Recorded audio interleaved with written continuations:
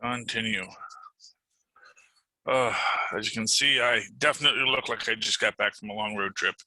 How was it, man? Looked like a lot of fun. Oh, it was great. It was awesome.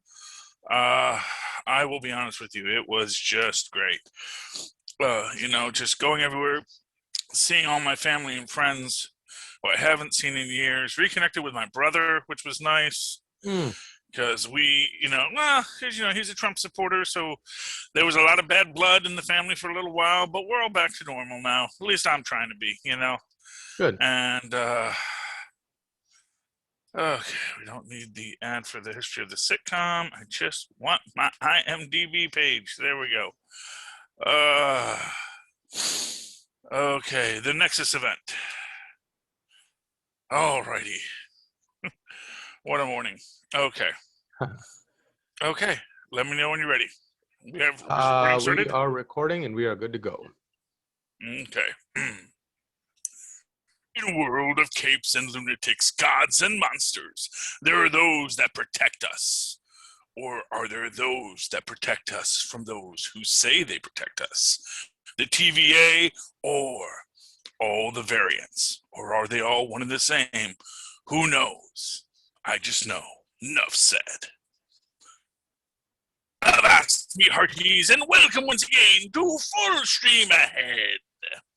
I am your host, Charlie the Professor Esser, and with me, as always, is my skinny rich friend. It's Mozz.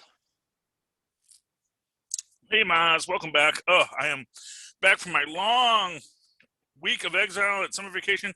Went to the Chicago. You can't even see it because it's an invisible cup. Woo!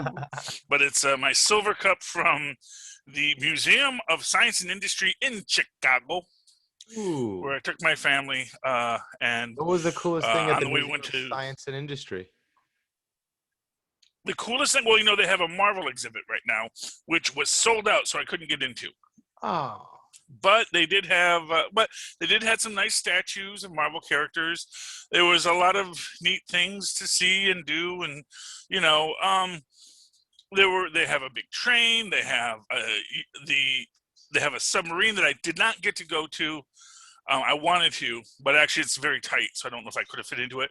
They have an old 727 that you go into, and you can walk through the cabin, and it's cool because they have the display of here is a typical airline service, but it's like all 1970s stuff. So it's like the pull tab can of Coke, and they've got really nice things. It's like, oh, you don't get those on airplanes anymore. That's cool. That's just the great. And they have like the coach section and the first class section, so you can see the difference. But yeah, it's a lot of fun. Highly recommend it. Going to the also saw a Toledo Mud Hens game while we were gone. But we just got back last night, and it's just been, this is our recuperation day before going back to work. But we're not here to talk about my vacation. We're here to talk about Loki, Season 1, Episode 4, Nexus Event. Frayed nerves and paranoia infiltrate the TVA as Mobius and Hunter B-15 search for Loki and Sylvie. Director of this week is Kate Herron. Eric Martin, and let's go to, just want to get everyone's proper credits here because Eric Martin gets our written by, Michael Waldron gets our created by, and then we just give good old Loki getting that created by credit to Jack Kirby, Stan Lee, and Larry Lieber. Yes, so this one opens up with a young girl Loki, our young variant Loki, who has the unfortunate problem of being born a girl, is what is the argument. Although it's interesting. Is it? Because, well, you see, that's the question. Now, I didn't get that sense. I thought it was because of her rebellious streak, her strong-willedness, that in the future they saw that she could be sort of so obsessed with something that she wouldn't be able to be pulled away, and it leads to something that branches off a timeline that they can't prune. So they needed to get to her Well, now. there's the argument. So here's actually where her being a girl actually does cause a problem, which is that because Asgard is a patriarchal society, there is never going to be this idea that she could attain the throne of Asgard. Without her being in competition with Thor, she may never create that negative rivalry that leads to all of the actions that Loki takes, that leads to Thor and the Avengers and all of that kind of stuff. That without her having that quest to be king, because in this, it seems like all her real quest is that she wants to be a hero, like Valkyrie. Yeah, and Valkyrie saves the day. And that's sort of what it is. Now you can look at it as, oh, it's because she wants to be heroic, and that's the thing. Isn't that all kids though? Isn't that? Well, yes, but the idea is that because arguably Loki wanted to be a Valkyrie too. That they always had that desire to be that heroic being, but because Loki had this other aspect of wanting to compete with her brother for the throne of Asgard, that is what leads Loki down his dark path. And maybe that's not enough of a challenge to create the kind of Thor that reality needed, since he and Loki's are simply springboards for other characters to attain their herodom. Yeah, well, I mean, there's a lot of possibilities. In fact, we even get this idea in this episode where the idea that, as she said, that, she was born the goddess of mischief. And the idea is that the universe creates Lokis expressly because it wants to be free of the TVA. That the TVA is trying to hold back the multiverse, but in truth, the multiverse ain't having it. That it's trying to control this river, and it's in its own way. It's like, as I always say about, the light versus dark side of the Force, that there's no light or dark side of the Force. There's simply the flow of the Force. And if you try to control it, that is what always leads to madness and anger. Because it's trying to control this force of the universe that is meant to be this flow and this ebb and this destruction as well. Because you get this idea of, oh, but what if these timelines collide? What if you have all these problems? Like, well, yes, I know that's part of the natural flow of time. That like, one universe. It's like that famous Dr. Ian Malcolm phrase: "You can't contain life; it will break out violently sometimes if necessary. Life finds a way." It will, and Lokis find a way. Right. And that is why Lokis are so dangerous, because Lokis, as Nexus beings, and I think that's something we're going to come to at the end of this, is that we are going to get something of a collapsing of universes, but we're going to see this idea that Nexus beings like Loki will simultaneously exist in all their forms at all times. So that we have, so that we will see Sylvie as a version of Loki, and our Tom Hiddleston Loki, and maybe any of the Lokis we saw when they were running through them, like, Tour de France Loki. Collect them all, kids. And they're just cycle through all these different types of Lokis that they could be at any time, and they will take the form they need to be the Loki the universe needs at that moment. I think it may definitely be leading to that bigger role for Loki in the greater Marvel Cinematic Cosmos. At least that's my hope. I don't know. Makes sense. But we see that Sylvie gets taken by Renslayer, and I don't remember if they give us what her number designation is. I don't think they call her Renslayer at that time. But we also see that, in classic, precocious child,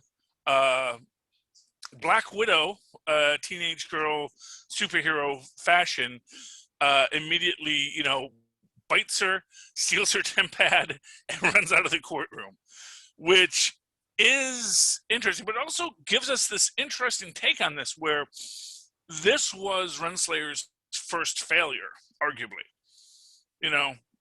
And maybe it's funny, like there's this interesting argument you can make that maybe she like failed up the ladder, that because she lost this Loki, she got promoted to judge, because it's like, we really can't have you in the fields. You're just not handling this job.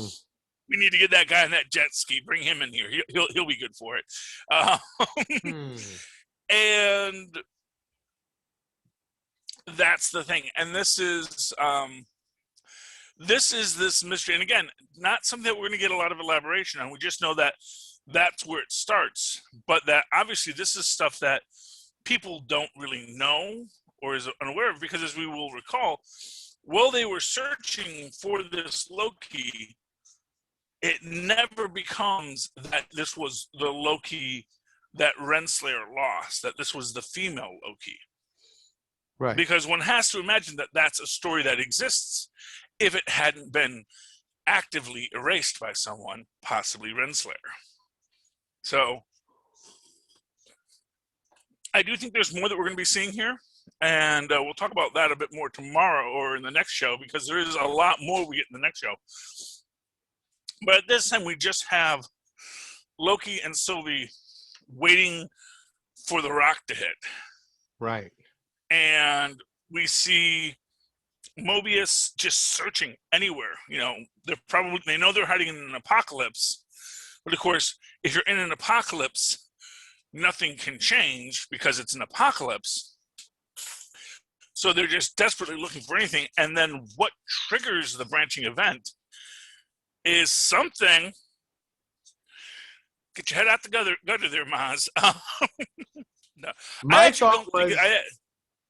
thought was that what caused that branching was not that they had feelings for each other, but that the prediction for a Loki is that he will die alone. And in this moment, he was about to not die alone. Not only was he about to not die alone, but he was standing there holding hands with somebody that truly understood him, understood his plight, and took stock. And that is against what a Loki is supposed to go. And that's such a gigantic branch from what Lokis are supposed to do that I think that's what caused the red alarm to go off. Yeah. The only argument I will make against that is that Loki, well, again, assuming he did die, Loki didn't die alone in Endgame or in Infinity War. How so? Because Thor's there with him. Oh yeah, Thor's watching that happen, right? Yes, because he dies before. Then maybe that's not really a real Loki. Maybe that's a projection. Yeah, I mean Loki. that's because the TVA would have showed up if that was a real Loki. Yes, arguably. I actually think here's my actual thing, and I think it goes back to that idea I was saying about Nexus beings. Who are these beings that exist that are essentially created by the universe because it wants to break free? That, in the same way that beings like in the comic books, beings like the Phoenix and Galactus, move through and destroy things and empower things and break things, and then new things get rebuilt. These Nexus beings are doing that on this dimensional level, always existing in this thing. But what happens is if two Lokis connect, it is about this connection that's the Nexus event. Because when the Lokis focus their powers, suddenly they can rewrite reality. So once they agree, and for what it's interesting, if you go into that idea of hex powers and the altering of probabilities, this is essentially what is happening here. Because yes, it does cause a branch in the timeline expressly because they survived, but they survived because the branch in the timeline occurred, which told the TVA to come and rescue them. And it's all of these different layers running into each other, because we know that Sylvie has already told Loki that everyone at the TVA is, in fact, a variant. And because they are all variants, Loki can whisper that word to Mobius. And that is that little thing.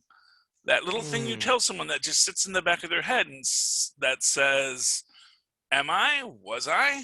And then, of course, what happens kind of like when Loki's about to walk through that metal detector to see if he's a robot or not. But wait, what if I am a robot? Yes, well, then it'll melt you from the inside out. Mm.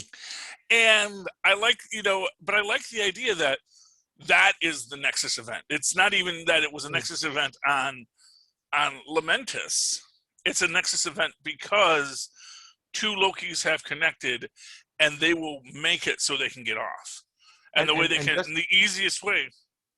And just evidenced by the next episode, Lokis don't agree on much. No. And, well, no, they all agree on one thing. Betrayal!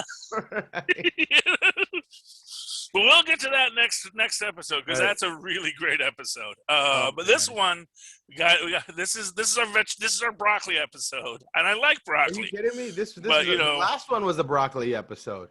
This is like the gourmet mashed potatoes with garlic and butter folded in. Yes, I know. I'm just saying the steak is tomorrow, and then dessert. Fair enough. But we got to get, because this is great, because we get the timeline diverging. We get our heroes rescued. We get Lady Sif back, because that is Loki's memory prison. And this is actually based on, and it's interesting because it makes you wonder, is this supposed to be the myth of Loki cutting Sif's hair? Which is, it's actually a harvest myth in Norse culture, which is the idea that Sif's hair was originally golden blonde, and it was the golden wheat of the field.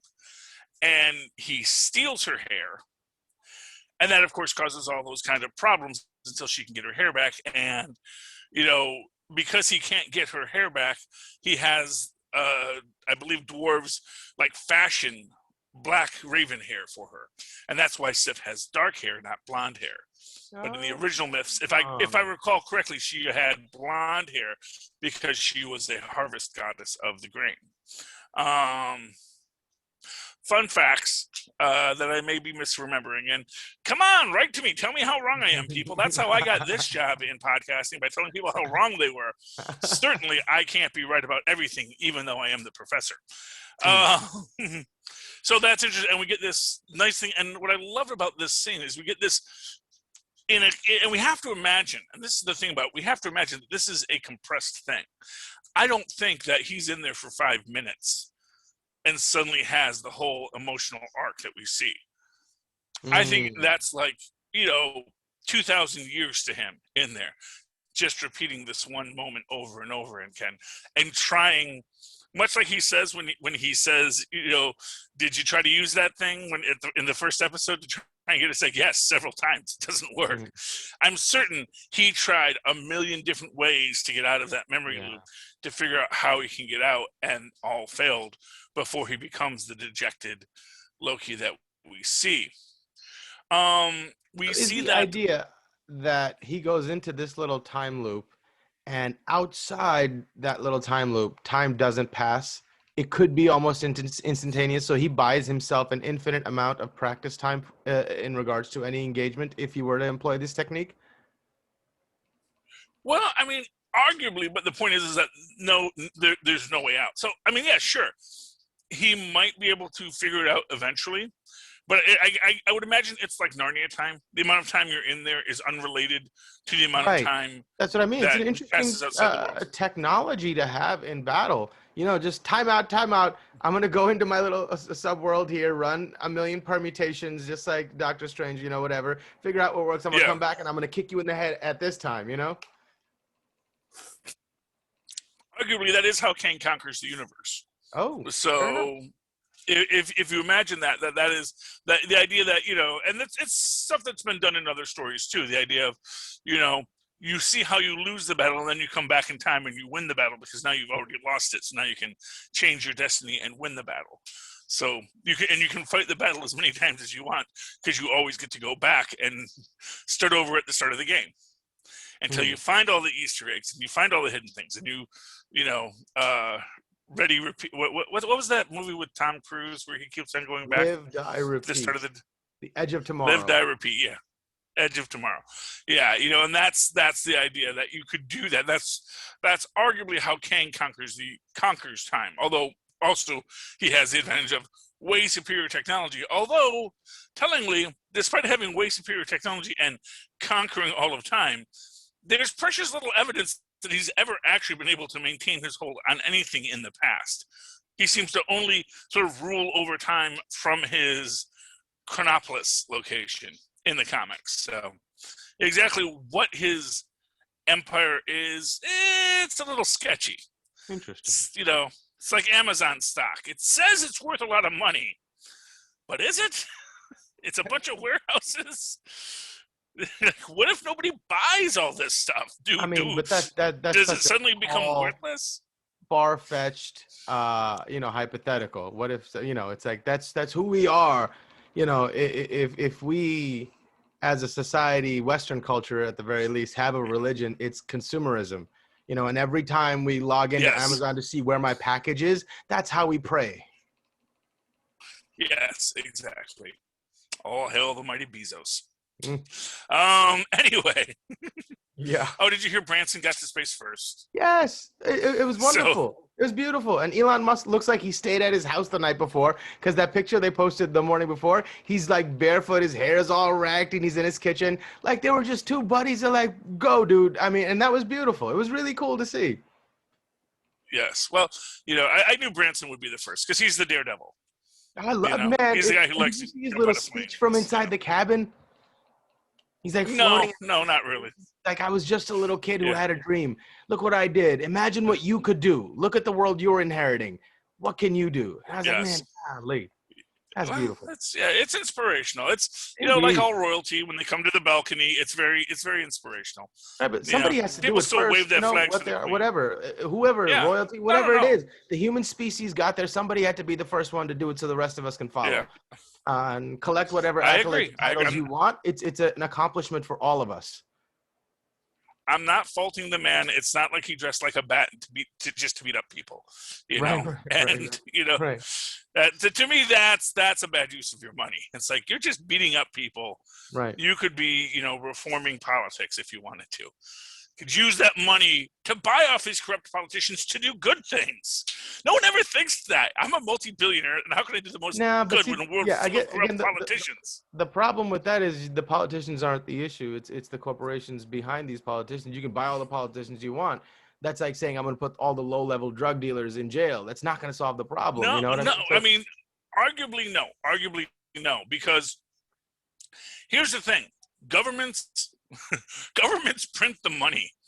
So if you do not have the government on your side, at the behest of these corporate conglomerates, no, at the behest of the government is the most powerful entity in our society, because it's the organizing structure for the people that are actually, trying to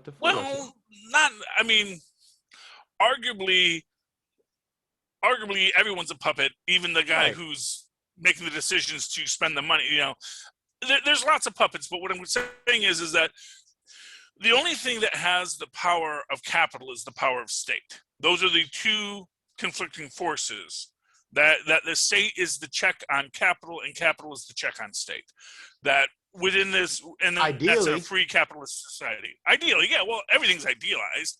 Honestly, if things worked, we wouldn't even need a TVA to keep the universe running smoothly, because everything would just flow in the way it's supposed to. But people make different decisions, and those decisions often derail entire universes. But we do get in this the idea that Loki and Sylvie have been captured. They're both, although we never see what Sylvie's prison is, and it seems like she's just in a regular holding cell. Right. There's the interrogation room. Yeah. She's not put into a memory prison like Loki. Although they do make the point that they were doing that intentionally to soften Loki up. That this is they're basically waterboarding him, is the equivalence, because that's also what, when they put, Abu Ghraib, where they would put him in the stress positions and do all these things to soften them up before interrogation. So it had the desired effect. Where Sylvie's just left there, and I think arguably because they want her, they know that it's not going to work, whatever they're going to try. So they're just trying to contain her for right now until they can, prune her from existence. Although, arguably, even if it's like, with what we see in the next episode, like exactly what the plan was is never clear. And it really looks like Renslayer knows this Loki, Sylvie, is more problematic than she wants to admit. Because Renslayer knows where people go when they're pruned, right? It's not like, she knows that she will only go to a world filled with other miscreants that are unhappy with you, So it's like, it's not really the best outcome to send her to the place people get pruned to. That's only going to cause you more problems. Exactly, and that is the difficulty that we face with that. The difficulty we face with that, and I think from Renslayer's perspective, it is just this idea she wants to contain them, but already the cat is out of the bag because immediately, I believe it's C20 Mobius wants to know what's up with C20. What happened to C20? Where's C20? And they say she had to be, she died, and he doesn't buy it. And this is an interesting thing I think that you get in this is Renslayer tries to put this "we are friends" story on to Mobius, saying we're friends and it's our friendship. I'm trying to protect you and all this kind of stuff. But we see once Mobius knows what's going on, she doesn't even hesitate. She just prunes him. Which, as we'll see, opens up another door. And of course, and this is the thing, because we have seen the second episode or the next episode already. We know, and we don't know at the time. And for all we know right now, you get pruned. But we do see in this, we also see that B-15 comes into Sylvie's cell to have Sylvie take her back because B-15 already figured out that she's a variant, and needs to know the truth, because that's the thing. Once the lie starts to fall apart, people need the truth. Right. And that is effectively what she does. That is effectively what happens next is, B-15 needs to know, goes back there and says, I looked happy. Now, of course, the irony of all this is that B-15, her true timeline self, probably still is happy. That whatever she did that disrupted the timeline probably was not so great that her life ceased, although maybe. Right, because we do find out in this episode that they do indeed destroy entire realities. It's not like they just prune one little piece of it like a bubble and that reality. And again, that entire reality gets pruned into this place and Alioth eats it. Well, yeah, that's next episode. That's right, but she does say in here, like, they destroyed my whole entire reality. It's not there anymore. Everybody else in that entire reality died or ceased to be, whatever you want to say. That's the question, and that goes into this idea of what it means to exist. And so those lines of memory, those narratives do not have a sense of belonging to anything anymore. Well, or is it whatever is affected by the? That's the question. No. But here's what I'm going to say. It seems to me like they make it pretty clear that the entire reality is wiped out. But here's why I will say that doesn't seem to be the case. And I don't want to go too much into it, but basically, what we see next episode is going to be pieces of things. not entire things. So, like, for example, if an entire timeline mention got purged, is made to it several times. Well, no. But what I'm saying is, if an entire timeline got purged, this world would be filled with Iron Men, Thors, because there's a Thor in every universe. So, when Loki does his little sidestep with the Infinity Stone at the end of Endgame, or in the middle of Endgame, right, and they prune that timeline, well, then it's pruning every Thor in that timeline, every Odin in that timeline, every planet in that timeline, every Captain Marvel in that timeline. Right. And I think in that idea that everything just dumps into this void space and Elias is able to eat them all.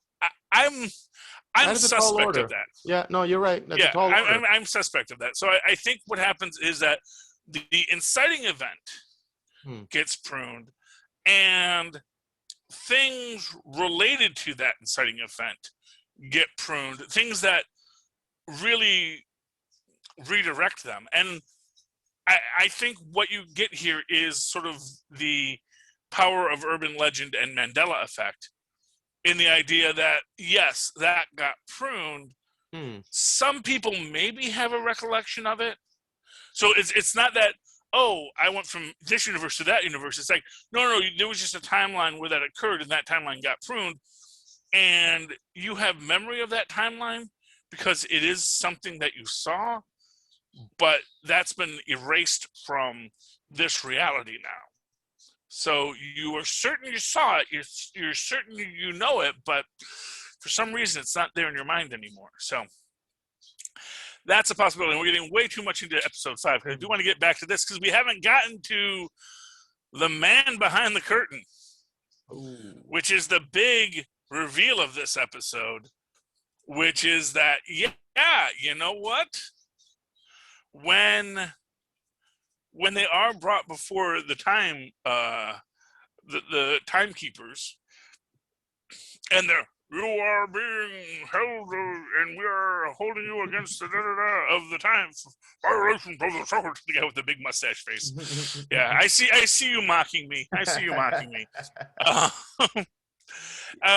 You know, we get the big fight because, of course, B-15 comes in and just starts busting heads. And just prior to this, like we said, Mobius gets pruned. And in the big ensuing fight, after B-15 comes in to break people out, and Loki and Sylvie get free, and they just start busting heads. We see Sylvie throw her sword at one of the timekeepers, lopping off its head. Its head falls down, and it's just like ha ha ha ha ha ha ha ha ha in classic supervillain fashion. It was a Doombot the whole time, and they realize they're just animatronic robots. Although, interestingly enough, you do get the other aspect. Speaking of sentient robots, we do get that little bit with Miss Minutes in this, where they're trying to delay Sylvie. Oh no, that's tomorrow. That's next week. Never mind.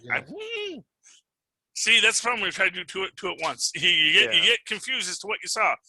Yeah. But yeah. So in this one, it really comes down to the fact that it is just a robot, and although and they're not quite sure what to do, because it's like, for Sylvie, she's worked her whole life to this point. Right. Yeah. Everything, her whole identity has been about, like, I'm doing the right thing. I need to rid the world of this evil, this oppressive force. And now you realize that all of it was an illusion, that your whole life, everything that you put into, everything that you're about, everything that made you who you are, is based on something that you have no idea what's really going on at all. Who should you really be angry at? Who is at fault? Who can I blame? Who can I, it's like, what is this world? It's got to be the rug being pulled out of you at such a gigantic scale. It's crazy. Exactly. And that is exactly what it is the rug has been pulled out, and Sylvie is left afloat. And you have this moment where Loki comes to Sylvie to express something to her. And maybe it's meant to be a reference to Finn when he's going underneath. It says, "Ray, I have to tell you that," But I don't. And again, that's this question: is he expressing his undying love? Is he expressing something else? Again, I think he's figured out that something about them being together, that connection to another Loki, has a power that they're not quite sure how to unleash, but he knows that's the secret. That the Lokis are the secret to bringing down the TVA. That the Lokis are the problem for the TVA, maybe not for the universe. So, but he gets pruned by Renslayer, and then Renslayer gets beaten up by Sylvie, who basically says, "You're going to tell me everything," and that's the end until we get to our end credits, where we see the the 4 Lokis, called Boastful Loki, Kid Loki, Classic Loki, who is delightful, and of course, Gator Loki, or Loki Gator, or Loki Dial, or Crocoloki. I'm not quite sure if it's an alligator or a crocodile. I actually thought it was a caiman when I first saw it, because it looked a little small. Absolutely. Yeah. So I was thinking it's a caiman. Is a caiman a crocodile or an alligator? I think it's a crocodile, right? I thought a caiman was its own thing. I thought alligators and crocodiles were their own species, and then caimans were another subspecies of. They're all what are called crocodiliads, I believe. Even alligators? I believe alligators are crocodiliads. Yeah, because crocodiliads, it's the splayed legs, and it has to do with how they move, if I recall correctly, because that was one of the things with how they really, because they used to think dinosaurs were crocodiliad, which had them have these splayed out legs, but that would mean that their bellies were always dragging on the ground, and that wouldn't work for as big as they were. And that's when they started to figure out that they were saurians, which were actually more like the avians. Caimans belong to the same family as the American alligator. They're more distantly related to crocodiles, which belong to a separate family tree under the Crocodilia. Interesting. Yeah. So there we go. Thank you, Wikipedia. Indeed, or Google.